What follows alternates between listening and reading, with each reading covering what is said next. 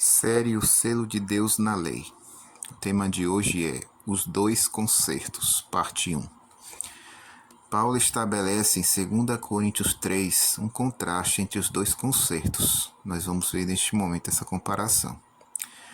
No velho concerto havia o ministério da morte. No verso 7 de 2 Coríntios 3 fala sobre isso. Verso 8, no novo concerto, é o ministério do Espírito. No velho concerto, havia o ministério da condenação. No novo concerto, o ministério da justiça. Verso 6. No velho concerto, havia a letra que mata. No novo concerto, o espírito que vivifica. Verso 14. O velho concerto foi abolido. No verso 11, o novo concerto permanece. No verso 10, fala sobre o velho concerto que é em glória. No novo concerto, em excelente glória. O velho concerto foi com sangue de animais, Hebreus 9, versos 19 e 20. O novo concerto foi com sangue de Jesus.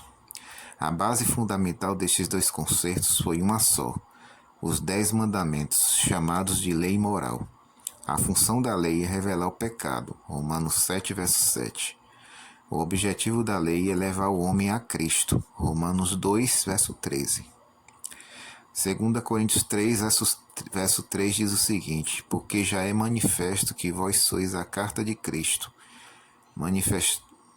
ministrada por nós e escrita não com tinta, mas com o Espírito do Deus vivo, não em tábuas de pedra, mas nas tábuas de carne e do coração.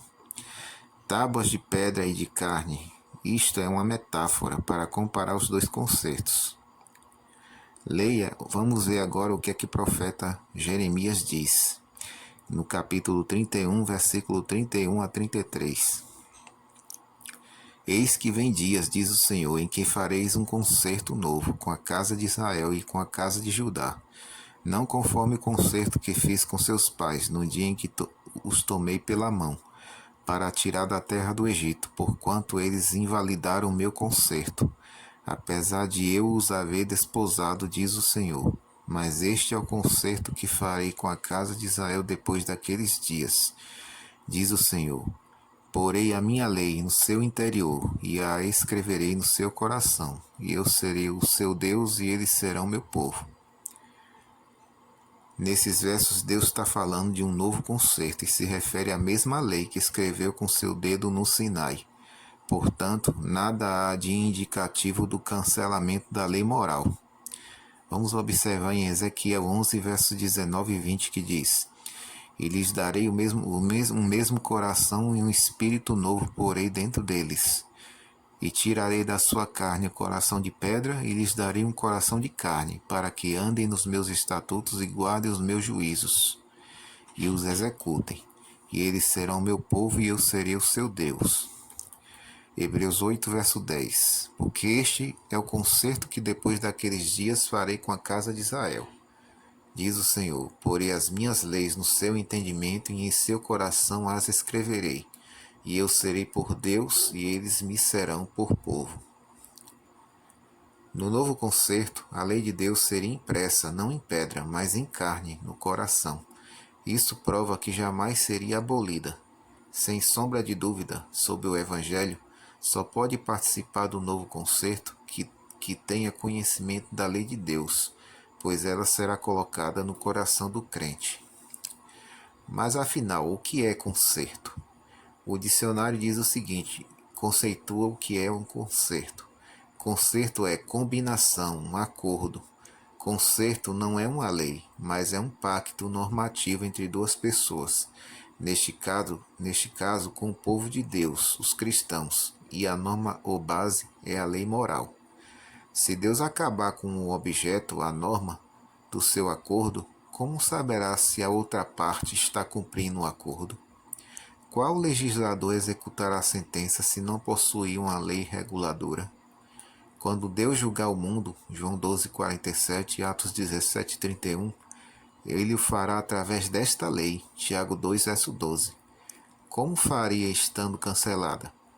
Por conseguinte, o problema de 2 Coríntios 3 não é o cancelamento da lei de Deus, porque o próprio Paulo diz que a fé não anula a lei. Romanos 3, verso 31. Em nenhuma hipótese ou circunstância a lei moral pode ser abolida, porque ela é a base, o fundamento do governo de Deus, no presente e o será no futuro, para todos os seus súditos fiéis e leais. Sem derramamento de sangue não há remissão de pecados. Hebreus 9, verso 22. Se alguém transgredisse a lei moral, deveria morrer. Todavia, o pecador poderia conseguir um substituto para assumir o seu lugar. O velho concerto foi estabelecido nesta base. A alma que pecar, esta morrerá. Ezequiel 18, verso 20. A lei realiza sua função.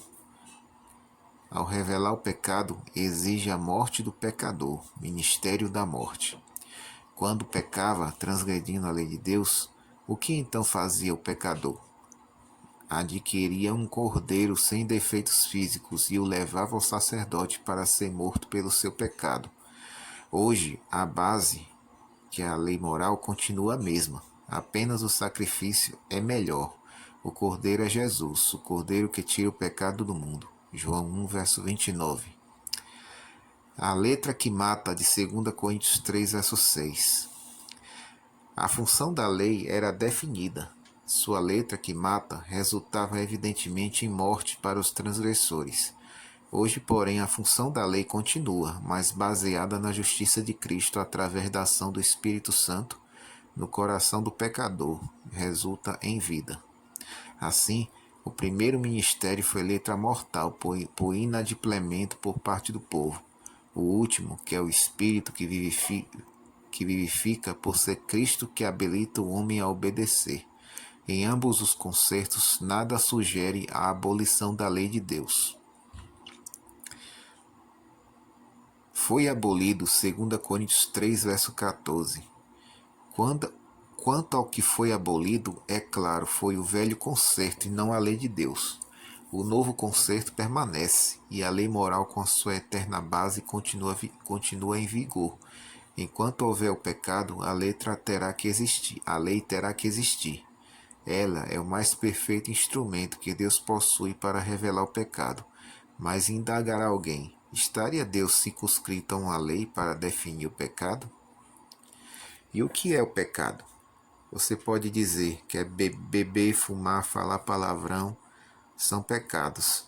Sim, mas Deus, em sua suprema sabedoria, enfechou todo o pecado sob quaisquer espécies, nome ou títulos, em 10 mandamentos. Por isso, a melhor definição para o pecado ela é bíblica, que está em 1 João 3, verso 4, que diz: pecado é transgressão da lei de Deus. Por isso, a lei só perderá seu valor quando o pecado acabar. Em glória, 2 Coríntios 3, verso 10. O Sinai foi envolvido em glória quando Deus proclamou a lei. Porém, maior glória viu a terra quando Cristo desceu do céu para salvar o povo dos seus pecados. Mateus 1, 21. A glória de Jesus no Sinai produziu reflexos no rosto de Moisés, que precisou cobri-lo com um véu, mas a glória de Jesus em pessoa na terra, visível e palpável entre os homens, empalideceu a glória do Sinai. Cristo exaltou a sua lei, Isaías 42, 21, libertando-a da grande quantidade de tradições, que eram 39 classes de regulamentos impostas pelos rabis, que levavam as pessoas a considerá-la um fardo pesado. Jesus esclareceu-a, explicou-a, honrou-a e obedeceu-a. Jesus tornou-a muito mais gloriosa. E quando pediu que orássemos para não transgredir o sábado, Mateus 24, 20, Jesus demonstrou de fato ser uma lei por demais gloriosa. O texto de 2 Coríntios 3 menciona duas palavras que muitos cristãos sinceros aplicam à lei de Deus, equivocadamente. São elas: abolido, está claro que é o velho concerto, e transitório. Esta palavra não pode referir-se à lei moral por quê? Por 8 motivos. Primeiro, Paulo em nenhum lugar da Bíblia falou contra ela. Segundo motivo, Paulo dezenas de vezes realça a santidade, a legitimidade, a utilidade e a necessidade dela, da lei de Deus. Terceiro motivo, o Senhor Jesus mencionou 5 dos 10 mandamentos dessa lei para o jovem rico, dizendo-lhe da necessidade de observá-la para entrar na vida eterna. Isso está em Mateus 19, versos 16 a 19. Quarto motivo, em Isaías 66, versos 22 e 23, na nova terra o sábado será eternamente o dia do Senhor. Quinto motivo, Deus não se contradiz. Sexto motivo, a grande maioria dos cristãos não admite o cancelamento de 9 mandamentos desta lei, mas apenas um, que é o quarto mandamento. Sétimo motivo, Deus não daria uma lei nas circunstâncias que fez, para depois dizer que foi cancelado ou que só valeria para um povo, uma época ou ocasião. E o oitavo motivo, na lei, especificamente no quarto mandamento, está o selo de Deus, isto é, o seu nome, Senhor teu Deus, o seu cargo ou posição, fez os céus e a terra, território sobre que domina, que é os céus e a terra. Abolindo a lei de Deus, a idolatria se generalizaria na proliferação de deuses. O texto de 2 Coríntios 3 apresenta apenas a função da lei. Paulo jamais poderia concluir pela abrogação dela neste texto isolado, senão contraditaria dezenas de outros textos seus, que exaltam a lei de Deus. Portanto, transitório e fadado à extinção foi o velho concerto que abrigava o sistema sacrificial. Charles Spurgeon dizia assim: antes de vir a fé, éramos mantidos sob a lei, retidos dentro da fé que depois se revelaria. Por essa causa, a lei era o nosso aio para conduzir-nos a Cristo, a fim de sermos justificados pela fé. Digo-vos que, pondo de parte a lei, despojastes o evangelho de seu auxiliar mais competente. Tiraste dele o aio que leva os homens a Cristo. Eles nunca aceitarão a graça sem que tremam perante uma lei justa e santa. Por conseguinte, a lei serve ao mais necessário e bendito propósito, e não deve ser removida do lugar que ocupa. William Carey Taylor diz o seguinte, no livro Os 10 Mandamentos, na página 5. Seria uma bênção se cada púlpito do mundo trovejasse ao povo a voz divina do decálogo, pois a lei é o aio para guiar a Cristo. Essa é a primeira parte da nossa meditação. Deus abençoe a cada um de vocês.